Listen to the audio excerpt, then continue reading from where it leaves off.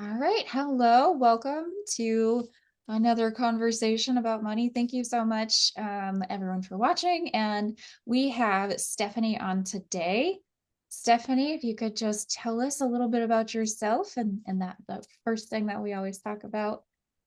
All right.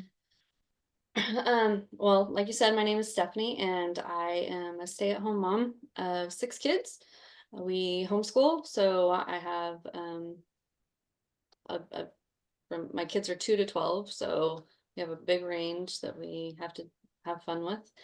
Um, and then our uh, our income, my husband is our sole provider, and we I think, I don't 100% know, I think our monthly take home is between 10 and 12,000. Wonderful. Thank you so much for sharing such detailed Mhm. information with us today. Stephanie, tell us about when you were growing up. What was kind of the conversations around money? What were your perspectives around money? What were some things that you learned or either explicitly or learned by just observing about money? Okay, so I don't remember a whole lot from when I was really little, except that I didn't have to worry. Like, I- things were always taken care of. When I got older, like into high school and later into college, my dad, he gave me my first car. Um, and, I could just go and ask him for money if I wanted to go do things or whatever. He gave me a gas credit card, so I didn't have, like, I could just go and get gas whenever I needed to. Um, I had a job when I was like 16, mostly because my boyfriend was working there. And it didn't last long because I was there for my boyfriend. Like, I wasn't there to work. So I ended up leaving. And my dad was totally on board, right? He's like, yeah, you don't need to work. Just work on your schoolwork. So I was a very, very good student, and we lived in a really nice house and in a nice neighborhood. And then when I went to college, my dad paid for my apartment. I didn't want to live on campus, so some people might say I was a little bit spoiled in that. Um, he paid, and then I ended up getting a new car, which it wasn't new, it was used, but it was a new to me car.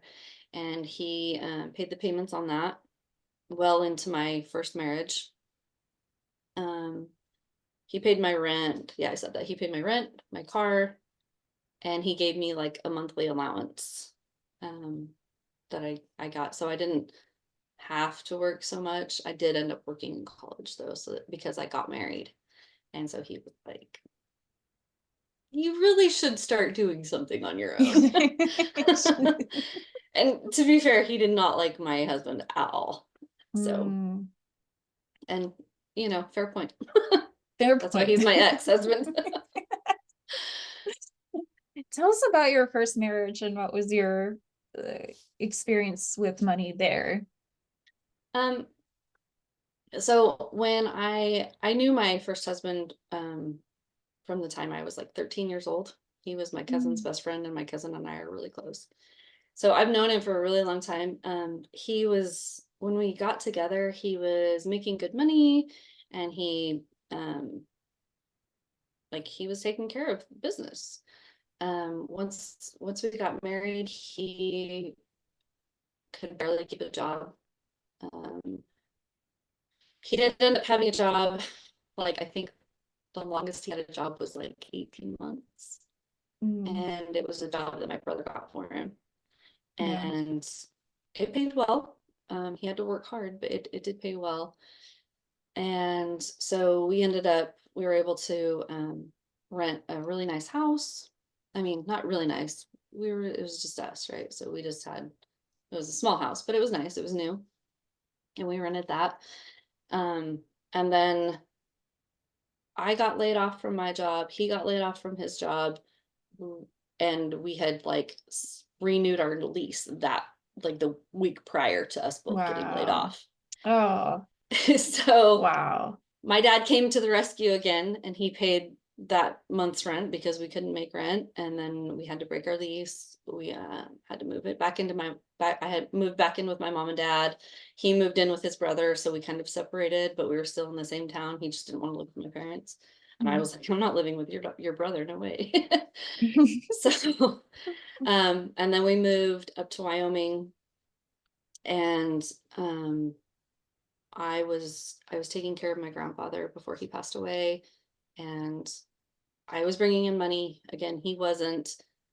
And then once my grandfather passed away, um, I had a trouble getting a job up there, and he had trouble getting a job up there. He was mentally, he was a mess, Mm. and so we had a really hard time. We ended up living with my aunt, and I got pregnant, and so I was on Medicaid, and Oh that my was the only God. reason I had any kind of medical care with her.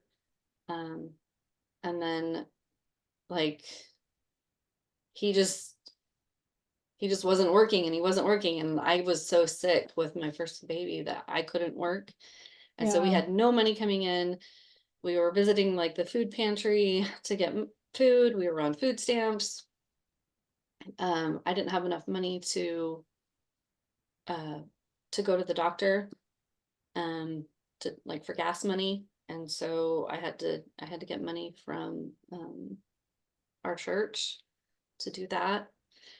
And Nice. so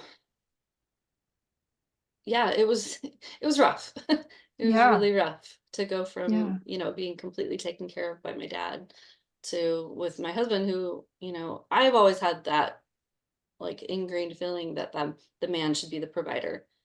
And I even had that conversation with my ex-husband, like, and he was like, yeah, totally. Like when we have kids, like, I don't want you working. I'm going to take care of everything and all of that. And we kind of put it to the test when I could not work through my pregnancy, and he was unwilling to get a job. So Mm. yeah, Wow. What did that feel like in those moments? I blocked so much of it out. Yeah. But it was painful. It was very, very painful. Um, I felt so lost Mm. and so worthless and so sad. Like I should not have worn mascara. I'm gonna cry. But it was really, really, really heartbreaking. Um, because like I said, like I'd known him since I was 13 years old. I knew that I was going to marry him. Yeah. Um, so for to have everything come crashing down around us, um, basically because of money, was rough. Yeah. And then after I had the baby, I was like, it had been a couple of months, and I finally said, look, if you don't get a job in the next 2 weeks, I have to leave. And he was like, okay. And so 2 weeks went by, and he didn't get a job. And so I moved to Texas. I moved back to Texas in with my mom and dad. And after we were finally divorced, he confessed to me that he actually did find a job in those 2 weeks, but he didn't tell me. Wow. Oh my gosh. Yeah. Wow.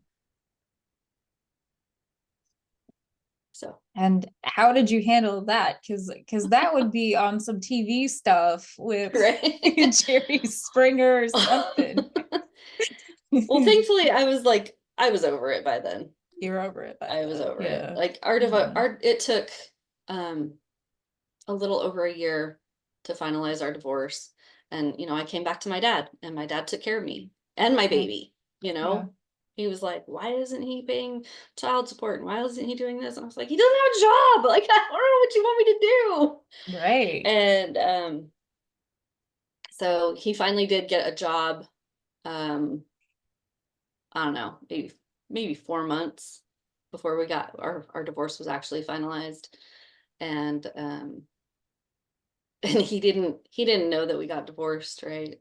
I my lawyer sent him papers, he doused them in whiskey and burnt them. And then a few months later, I was like, hey, just so you know, you're probably going to be getting some money taken out of your check because we're divorced and you owe child support.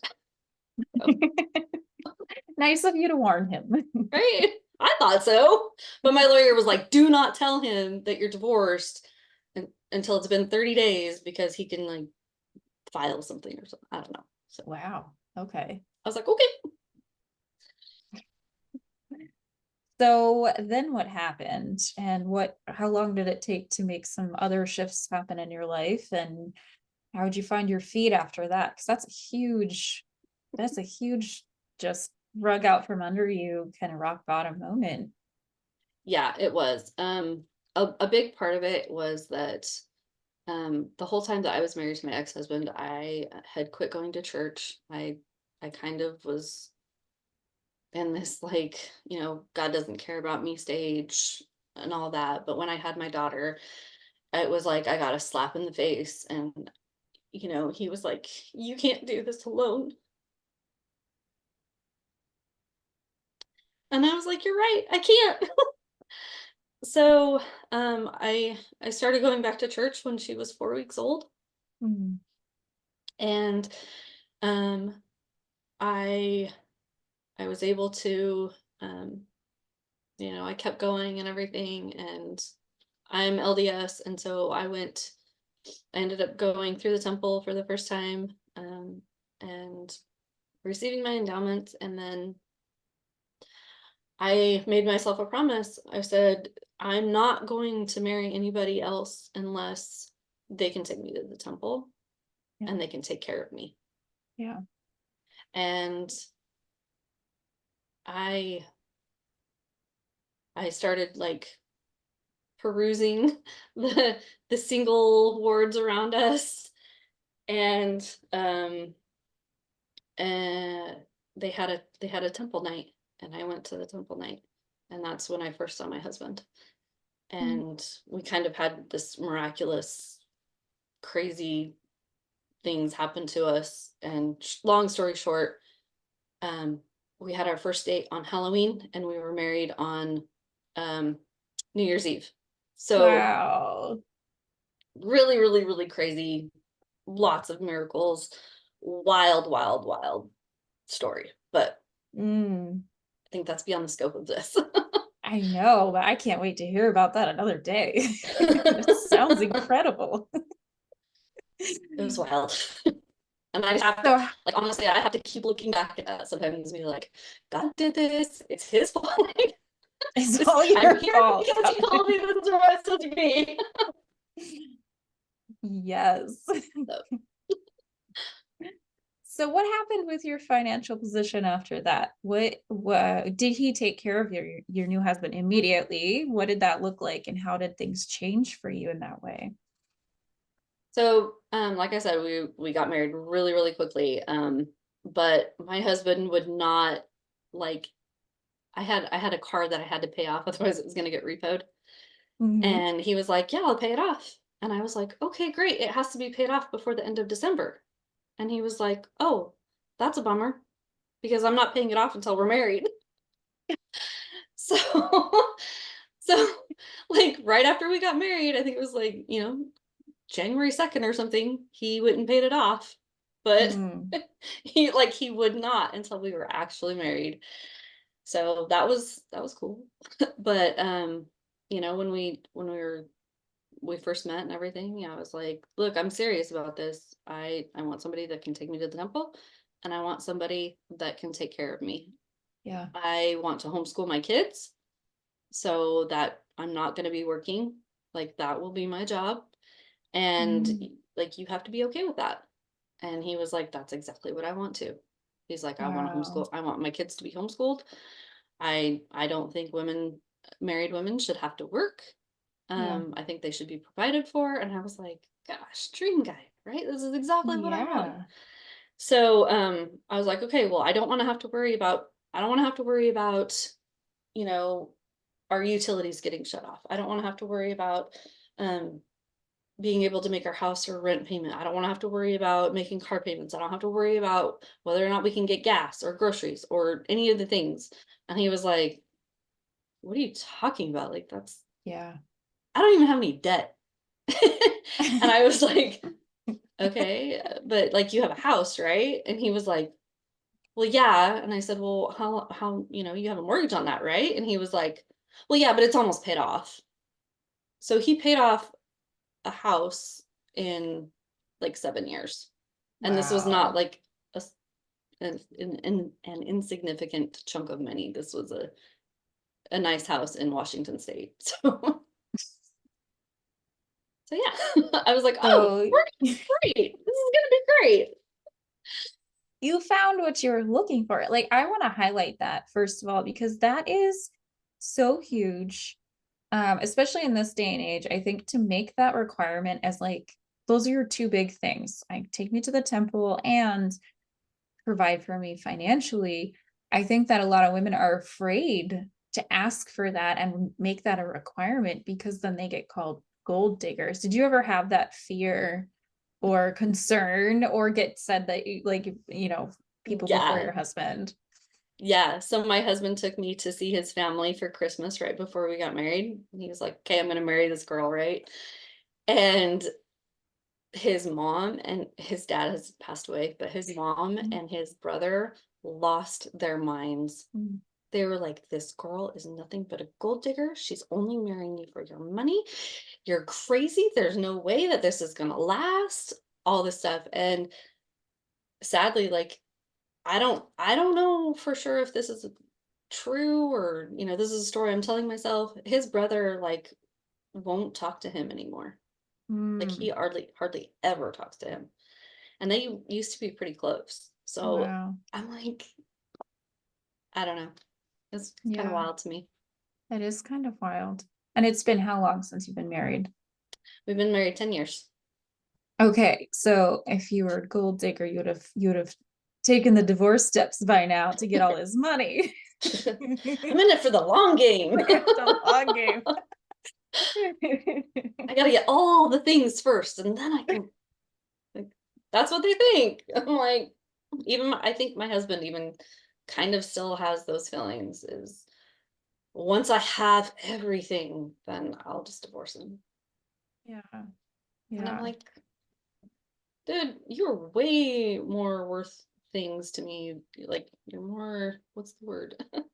valuable. Valuable. That's the word. You're more Yeah. valuable to me alive than apart or divorced or dead or Yes. anything like that. You're like exponentially more valuable to me. Yes. Yes. I think that's sometimes an unfortunate piece is like I want you to provide for me, but also I don't think that's your only value either. Like there's a dichotomy there that I don't think that men have kind of a lot of men have like overcome. I don't know. I'm not a man. I can't speak to that per se. But what I'm seeing is like there's this fear of like, is my worth only a monetary value? Because it's very easy to be like, here's a number. This is me, right? Yep. There's so much more than that. So much more. What was that shift like though from when you what did that feel like? Because you said to me earlier it was like a huge mindset shift from being worried about paying for gas to not worrying about anything at all. Like how did you handle that? How did you navigate that? I feel like this will be very expansive for people. So please tell us in great detail. Okay. Well, the first mindset shift was, when I went from my dad completely taking care of me to my husband my ex-husband that failed. Let's just be honest here. Um, and that was really, really hard. I I couldn't believe that I was in such a destitute place. Yeah. Of, I'm gonna get kicked out of my house. Our power just got shut off. The only reason it didn't actually get shut off is because it was up in Wyoming and they couldn't legally shut our power off in the winter. Yeah. So Wow. all of those things was like I felt my world had come completely crashing down around me. Yeah. Yeah. Um, And I did not know how I was going to get out of that hole. Turns out the way that I did it was I went back to my dad and he took Yeah. care of me. And then when I got married to my husband, who, was making decent money and, was like, yeah, I'm totally going to take care of all the things and you don't have to worry about anything. Um, I had to flip again. And, um, you know, I, I still find myself, he's very frugal. Um, but I myself am extremely frugal too. Like we don't buy new clothes for our kids. I go to like Kid to Kid or Once Upon a Child or, the secondhand Hmm. stores for most of our kids' clothes. Every once in a while, they'll get, a new outfit for a church or something. But the vast majority of their clothes, their shoes, everything are secondhand. Um, like we don't really go anywhere to spend money. Um, I like I don't take my kids to do any activities really, unless they're super educational, and even that is few and far between. Um, they're not in any extracurricular activities that we have to pay for, things like that. Like, so I'm still very much in that frugal mindset. Like, Yeah. I don't sit there and like look at our bank account and to see how much money is in there. Like I never know how much money is in our bank account because I don't have access to it. Um, but I do know that, it's there's a substantial amount in there most of the time. Every once in a while my husband will come to me and say like, "Hey, try not to like buy a big Costco order right now because we're a little bit low." His little bit low and my little bit low are completely different. Hmm. His little bit low is like, we're about $2,000 shorter than what I normally would like. And my little bit low is like, there's $20 in the account. Yep. Yep. You know? So he's like, I've got $8,000 in my account. And I'm like, that that's low. That's That's low. low. I don't know. I'm like, I honestly do not know how much money is in our account. So I'm just throwing out numbers, but I think, he tries to keep around 10,000 in our account. Yeah. And that's just checking. Yeah. So, yeah. That's a very different mindset than where you came from when with your previous marriage. Yeah. And even now, it sounds like there's like a little bit of fear that the past will come back to haunt you, and so to speak. Does that feel true? Um, a little bit. I think I'm more afraid of my husband being upset that I've spent too much money. Mm, Because there is this like, this is family money and then this is my money. So he ended up selling that house in Washington and getting a huge, huge increase from that. And that was his money. yeah. So, like, and it like legally he made it such that it is his money and I could never touch it. How did So, that make you feel? ah, gosh. I just felt like I'm like, I'm married to you. At the time, we'd been married for 8 years, Mm, 7 years, maybe. I don't know, 7 or 8 years when he made that decision. And I was just like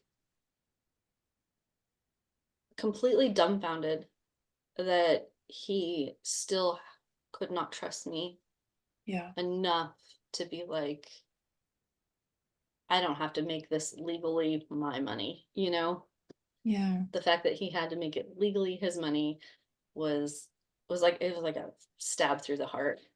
I felt like a huge, I guess, a betrayal. Um, Yeah. that it was like, you're not worth that. Like, I don't know. Yeah. I could totally see how that would make you feel that way. Absolutely. Oh, so let's look at your chart. Thank you so much for sharing these wonderful bits of your life with us. Like this is the stuff I think that nobody's talking about, Like we talk about Painful. money. Yeah, yeah. Hugely painful.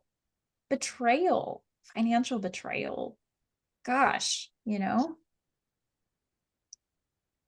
yet I still Um, feel silly about that because I am completely taken care of. yes. Yeah. Yeah. That's the other side of this. It's like there's a self-judgment, it sounds like that there's happening where why am I complaining about this amount of money that he wants to structure in this weird way because he's got his own set of emotional stuff, right? We do stuff subconsciously because we're all driven by emotional wounding and programming and shame, but it still hurts, right? And that it's like, why am I worrying about this when I'm not worrying about money at all anyway? So what's that dichotomy? Where is that feeling for you? What's that disconnect? I think the biggest disconnect is that I feel like I want more. Yeah, And that I feel like I deserve more. you Like deserve more. I kind of joke that I'm like the princess and I can feel the pee under my bed. And the pee is, I want this house. Like I have the plans drawn up for it. We purchased the plans for it. Mm. We've modified them to be exactly how we want them and everything. And my husband absolutely refuses to go into debt for any reason whatsoever. So that means a mortgage. And so that means that we have to save up all of this money. And the last time I checked on the house prices, like the per square footage house, like you know what I'm saying? The Mhm. price per square foot of houses in our area and the materials and all that. Um, the house that like he had a hand in it, designing this house.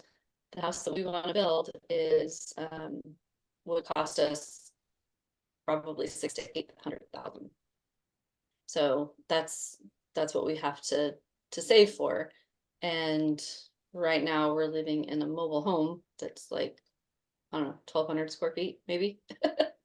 With 6 kids and homeschooling? Yeah, Wow. yeah. So it Yeah. it's extremely stressful. Yeah. So you're feeling pretty cramped, I'm Yeah, sure. yeah. Thankfully, we have a lot of land, and that is one thing that I feel Mm. really abundant in is that we have close to 5 acres, and Mm. so I can send my kids outside. Usually, they don't destroy too many things, and it's fine. But and they have room to run and play and all that kind of stuff. And we live in the country, so I feel pretty dang safe about letting them be outside without, Yeah. constant supervision. Well, that's good. So you do feel abundant in some ways, but the disconnect is you just want to build your house and live in a whole house instead of a mobile home. Yeah, Do yeah. you feel like if that house got built, that you would feel fully abundant and fully satisfied financially? Oh gosh, I would really like to think I hope I would. Like I really, really hope that I would.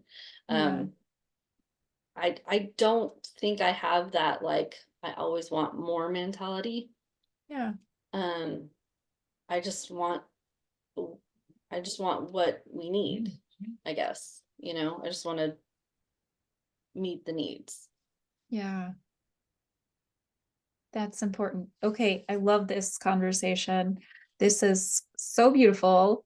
You have very clear, like, this is the thing that I really want. And so let's just unblock around that. And we'll talk about your astrology chart around that. And then we'll do a little process to help you walk through that. Does that sound good? Yeah. Okay.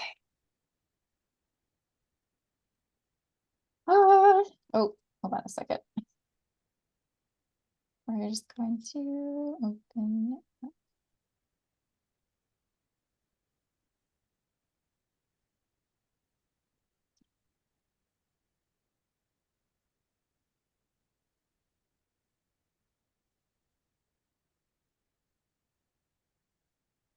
Trying to find the file that I created.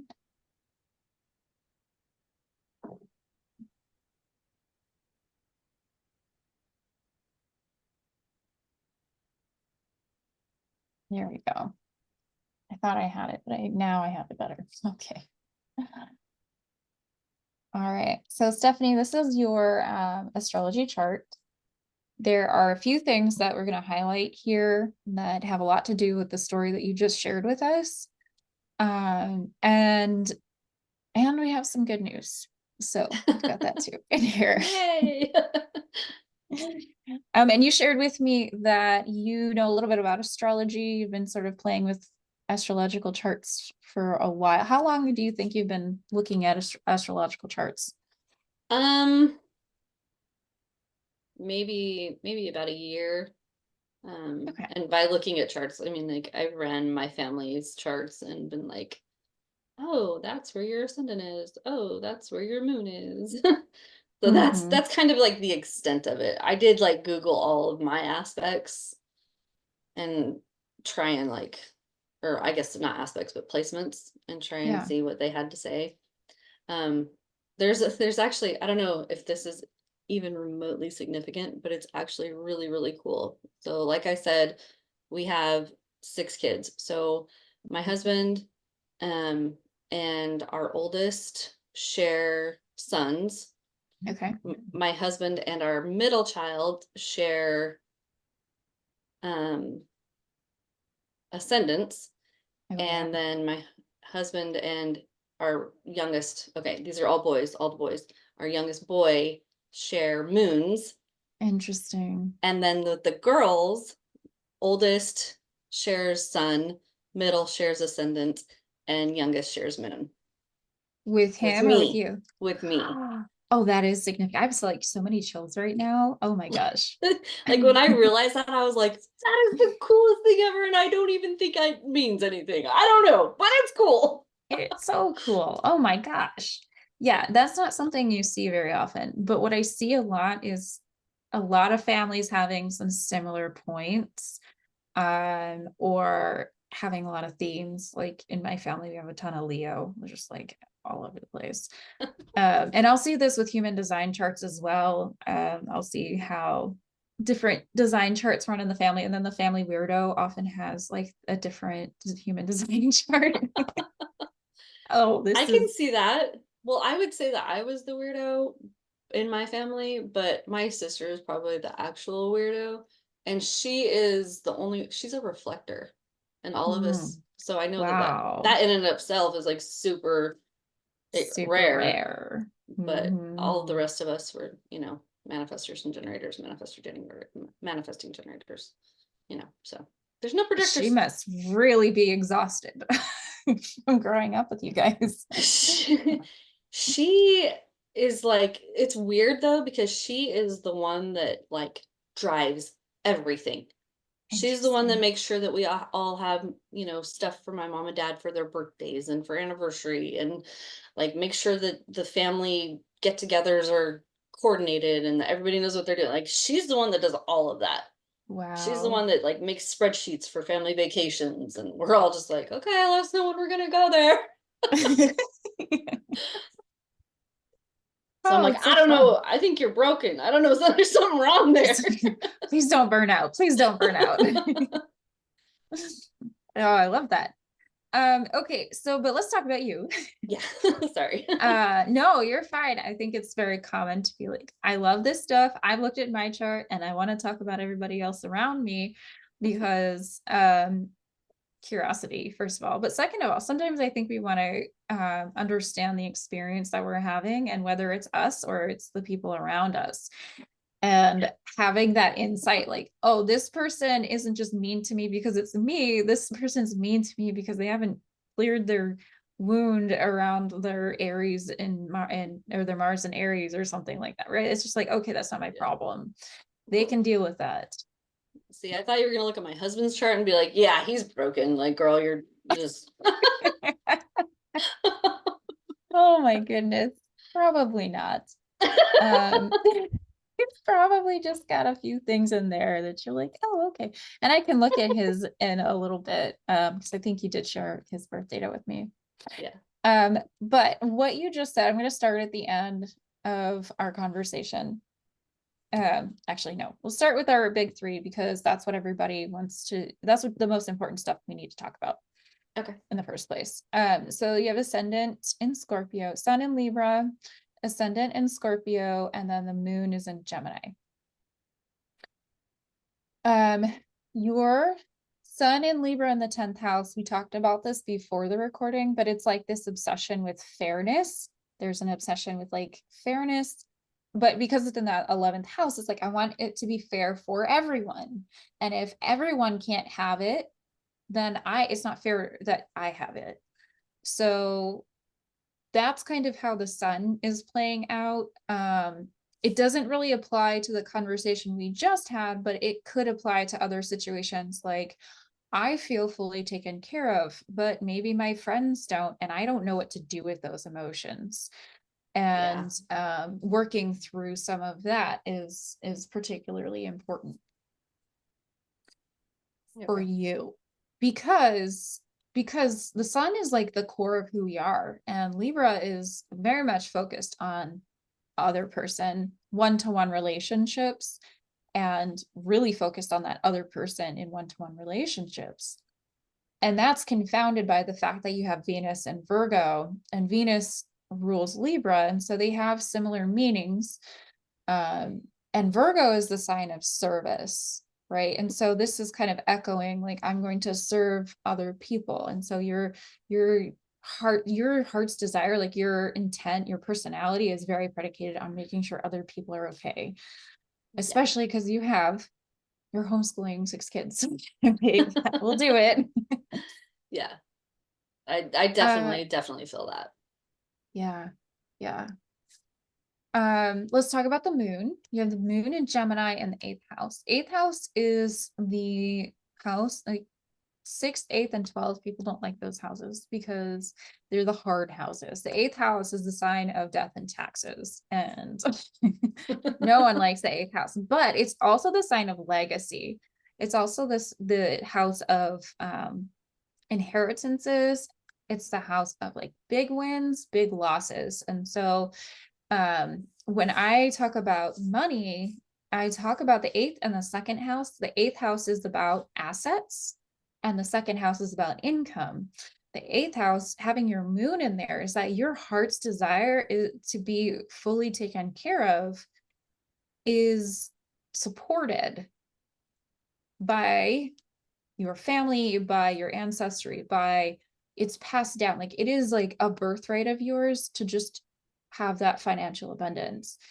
And it also comes up in this drop that happened with your ex-husband, where it's that big risk, big reward thing. And so if you don't find the truth of stuff, or if hidden things, on the 8th house is very much hidden stuff, so hidden stuff might show up and you go, whoa, I thought it was one way, but it really was a totally different way once I got into it.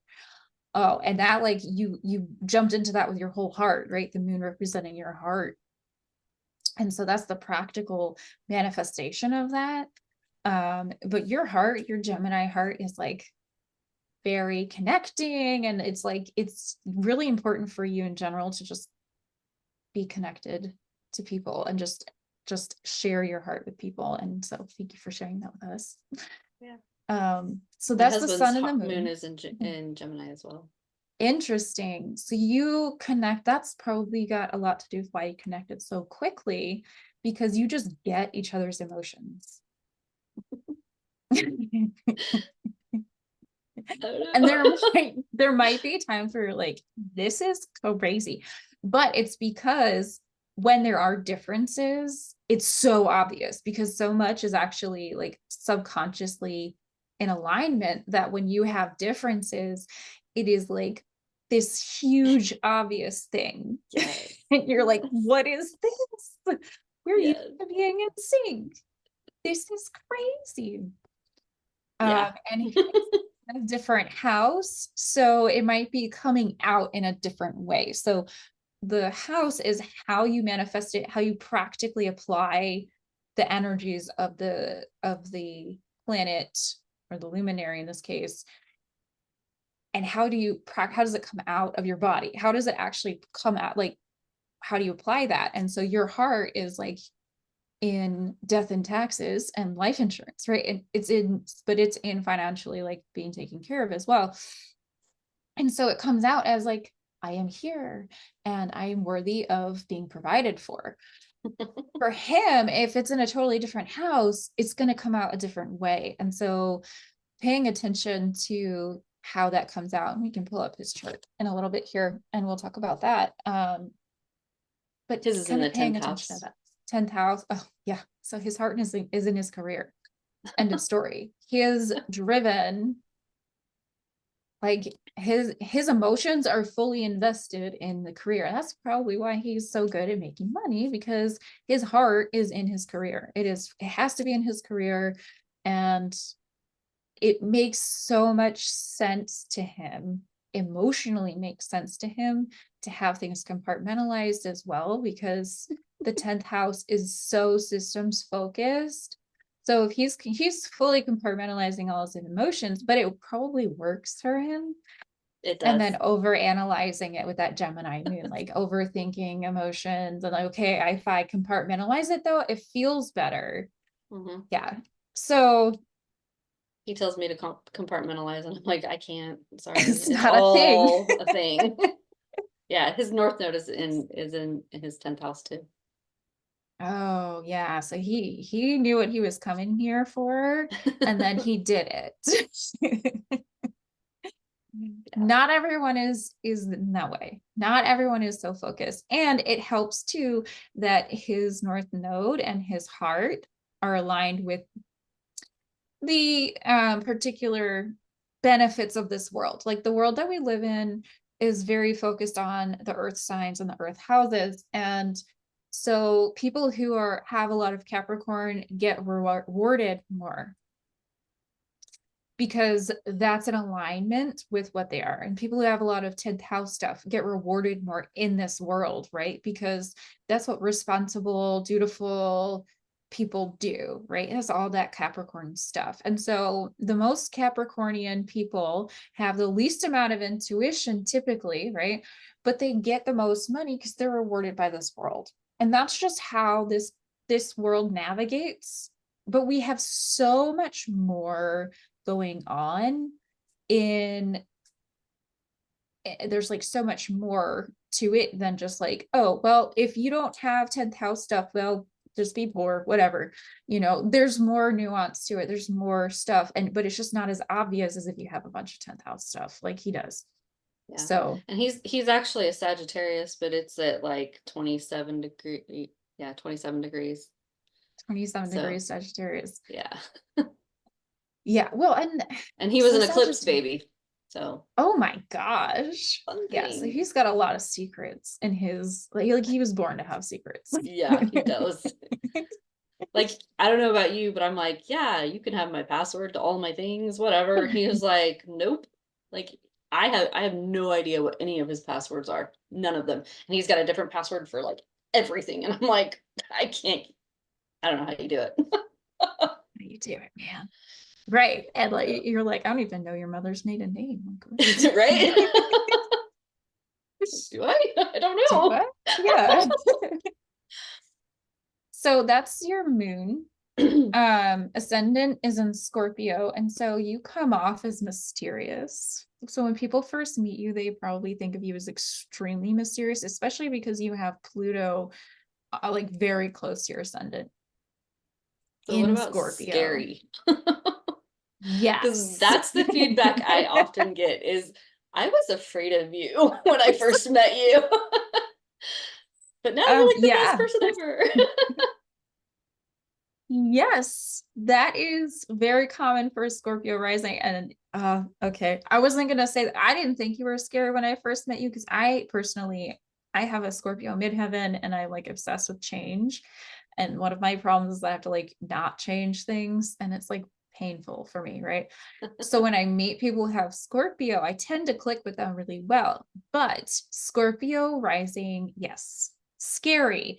Mostly because people hate change, and Scorpio represents change. Scorpio represents, I'm the sultan and I'm going to burn it to the ground if I want to. Like I could do that.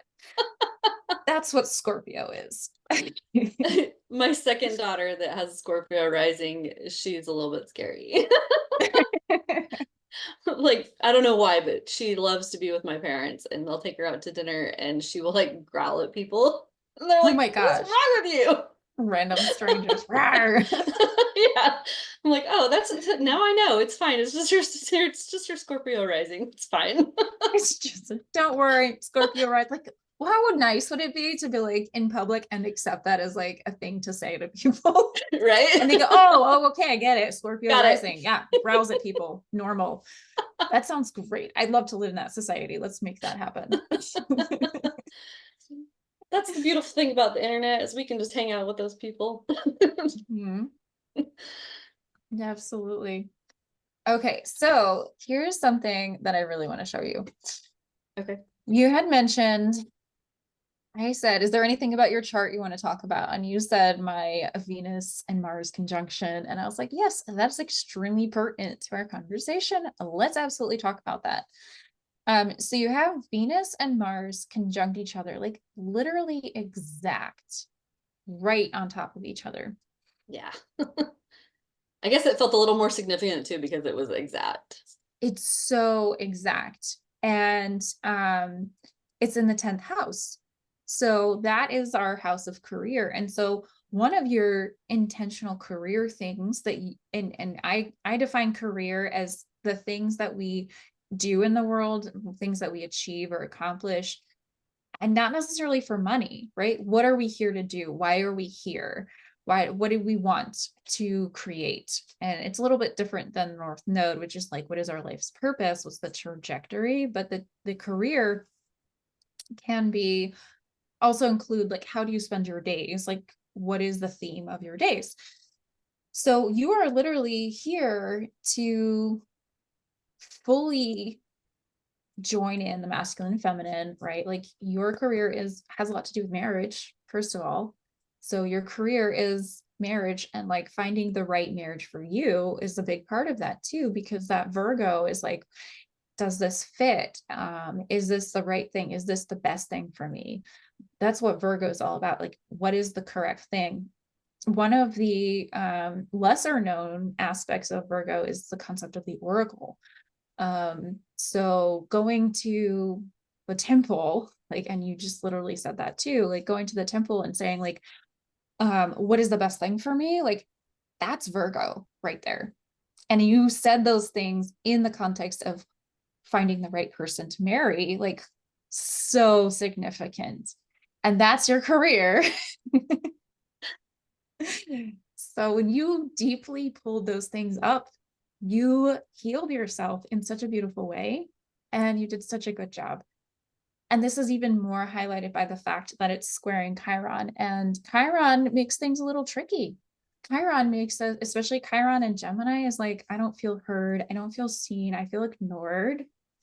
And it's squaring this exact conjunction of blending the masculine and feminine. And when you took that action and said, these are my non-negotiables, you said, Chiron, I'm healed. And when you heal that part of yourself, you become the healer. And it's not like, oh, okay, now you can go out and have powers. It's you just literally exist as a healer. And Virgo is a healer, right? And so part of it is healing your marriage, healing who you are and that relationship with the masculine.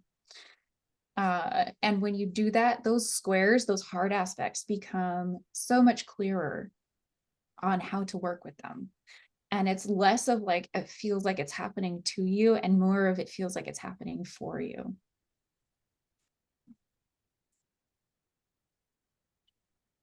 What's coming up for you right now? Tears. Lots of tears. I don't know. Just tears. Good tears. I Yeah. I know that when you mentioned that, that healing of the Chiron energy, I want to say that that happened right around my Saturn return. Yeah. That's a big time to do that. So, Mhm. I mean, I don't know. I guess it's just kind of cool, but That yeah, is cool. You're a lot to also, take in. yeah, you're also square. So this is what's called a T-square as well. And you're tightly squaring Uranus and Sagittarius in your second house.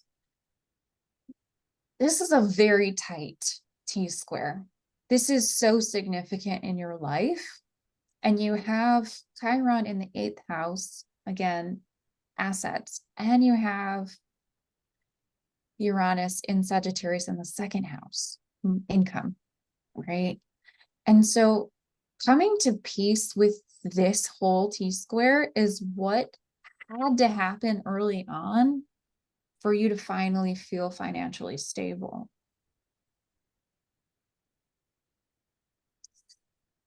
And Uranus is the planet of surprises. So there were a lot of surprises that happened, whether it was Surprise, you're getting losing all your divorced. money. Yes. Surprise, you're getting married. That's kind of how those were. It's also the planet of intuitive flashes where you just go and step into a whole new world and trust that that's what you like, don't even look back. And you did that Yeah, in a big way. in a big way. In a big way. And it impacted your finances huge, Yeah. huge.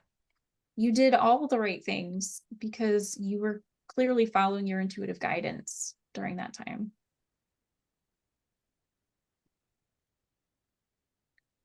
And I hope that tells you now that your intuitive guidance is real and that you can continue to trust that. And right now, whatever you're dealing with, you can get that information of the best way to handle something or the best way to ask for something so that you don't have to create more messes, because I think that's part of the struggle with having the conversations. If I ask too many times or ask the wrong questions, I'm going to create more messes, and then I don't want to create that. So I'm just not going to talk about it. And that's Yeah. another aspect of that Gemini Chiron is if you don't talk about it at all, it'll come up to bite you because it'll come up for clearing. It'll come up for healing. And that wounding is too great to hide. And so it is kind of imperative that you talk about it, but talk about it in the right way. And so trusting that you're going to get those intuitive flashes, that you're going to get that information, and that it will show up for you. And it's not going to be in a way you can see right now. It is not possible for you to see the next step right now because you have this Uranus in the mix. Okay. Yeah. Good times. Good times. Good times. So you have a massive trust fall that you're working with. But Yeah. you're doing a trust fall at a higher level than the past. And so just trusting that um it doesn't have to fully bottom out in order for that to happen. It can Okay. just be an up level, but in a way that you just didn't expect. Okay. Okay, awesome. Let's shift gears just a little bit because I want to talk about this T-square because you have a second T-square in here. That was actually the other one that gets me. I was like, I don't understand how my ascendant and my North Node can be in opposition. And I'm like, I'm supposed to go towards what I'm not? I don't understand. Yeah. So the descendant, so this line here is the point that we talk about when we're discussing balance. So this is going to balance you. Taurus balances you. It's not that you're not good at Taurus types of things. It's that Taurus energy balances you. Okay. What sign is your husband's sun sign in? My husband's son is Sagittarius. I have a son that's Taurus, and then my dad is actually a Taurus as well. So your dad balanced you very well. Yeah. And your husband probably played to some of these strengths in here in your second house. And so that's why that's such a good match right now. But your goal is balancing yourself, first of all. What you're meant to do is release all of those aspects of Scorpio that are not the high form of Scorpio, right? So like I said earlier, excessive change for the sake of change, keeping things hidden, and even after they've kind of molded in a sense, letting just like being afraid of the shadow side of yourself. Those are the things to let go of. And then moving towards that Taurus stuff of feeling financially taken care of. And so that was also on your nodal path when you made that decision. You said, you know what, I want to be financially taken care of. That's a Taurus thing. And so you were working through that. It's next to so sorry, when people meet you, they meet your ascendant and everything that touches your ascendant. So when people meet you, they see you as scary and extra scary because you have Pluto there, but they also see you for who you used to be sometimes and who you're like the past versions of you. And so when people meet you, they might be a little bit confused if they're not looking for who you are now, because they're talking to you in your descendant simultaneously. So their initial reaction is like all of this other stuff that maybe you don't actually give off, but they're perceiving it that way. One other thing I want to bring up about your North Node is that it is also very close to Lilith. Lilith gets a bad rap, and but Lilith has very good boundaries, and Lilith has is like the medicine woman on the high side. On the low side, she can be really bad, right? But on the high side, solid boundaries and like this medicine woman and like this deep dive into wisdom. And so you had, and she's in the seventh house, and so you have this discernment, this wisdom about money. You have this wisdom and this discernment about relationships as well. And so you have this clear awareness of what is it that is the best for me, even if it's not always conscious. It might just be under the skin, but it's very tied into your nodal path. And like what you're here to do is fully understand your capabilities, especially your healing capabilities. Like if you're into herbalism or anything, like that is definitely on your nodal path. Yeah, I totally like into the oils and then obviously like energy stuff and all that. So yeah, I can see that for sure. So wonderful. I love this stuff too. As you know, everybody knows that. Then I think we that's another have reason I'm scary is because I'm the crazy person with all of the oils and the rocks and the I yes. just, yeah. So you might come off a little bit witchy, right? And Yeah. or like that trope, and it's like, well, yes, I have a crow in my hair, but it tells me great things. What are you talking Yeah. about? This isn't weird.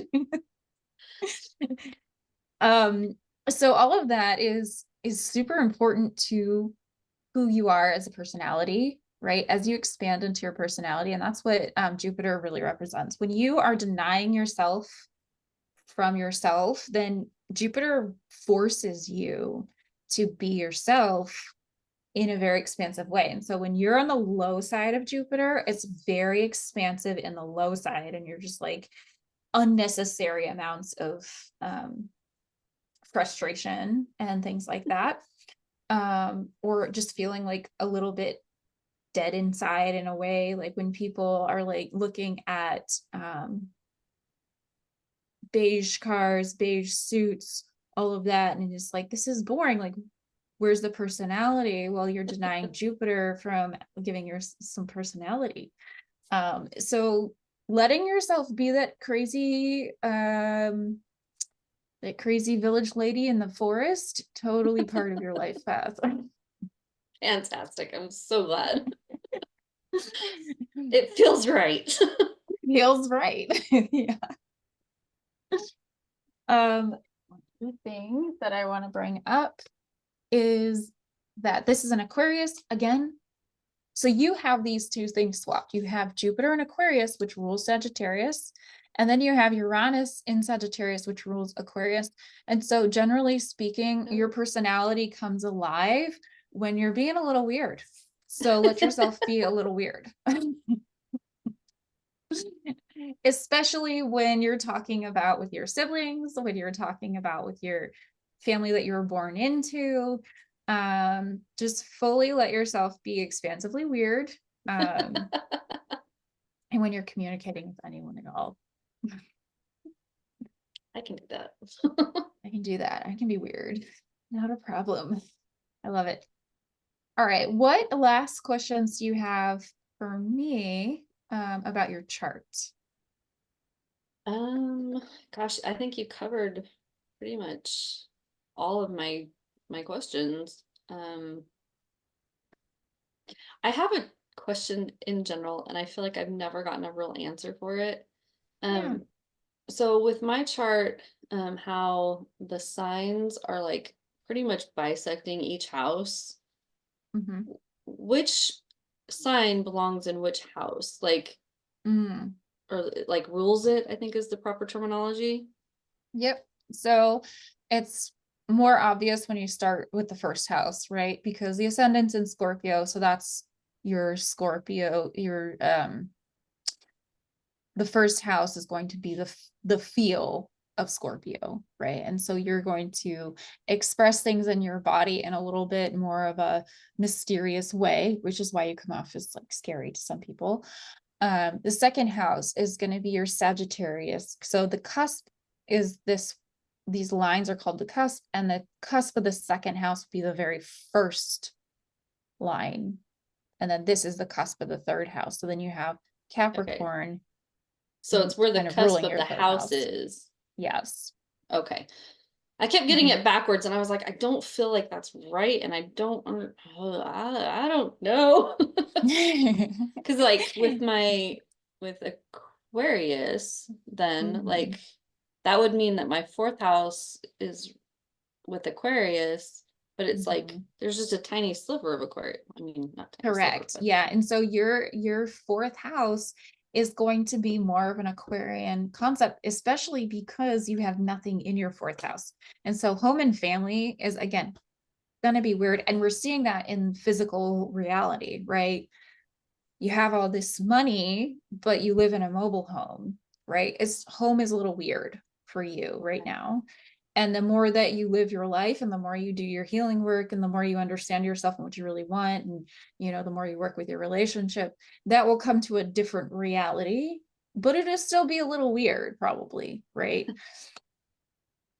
So that's home and family as an Aquarius. Then you okay. have the fifth house, which is the house of pleasure. Again, you have nothing in that house. So it's really going to, your pleasure is going to be very Piscean, very loving and giving, and very ethereal, very intuitive kind of feel to it. I love this stuff. I love it. It's such a good, I love this stuff too. It's so great. Yeah, Okay. that was a good question. Anything else that you want to know? Um, I don't think so. I think that's, I don't know. I think that's awesome. Just all the things. All the things. Well, thank you so much, Stephanie, for being so open and honest and um, vulnerable with us today. I really appreciated that, and it makes me feel wonderful that you feel safe enough in this space to be that vulnerable with us. So thank you so much for joining us, and Thank you. have a wonderful day. You too.